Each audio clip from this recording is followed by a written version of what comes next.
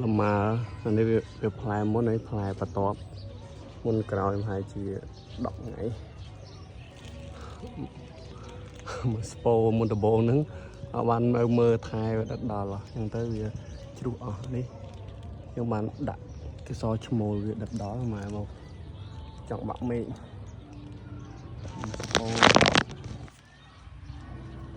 มันขับด้วยเครื่อง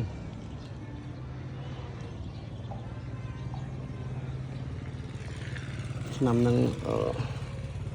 បានច្រើនសពោតែ10សពោនេះការពារសន្លឹកនៅនេះមក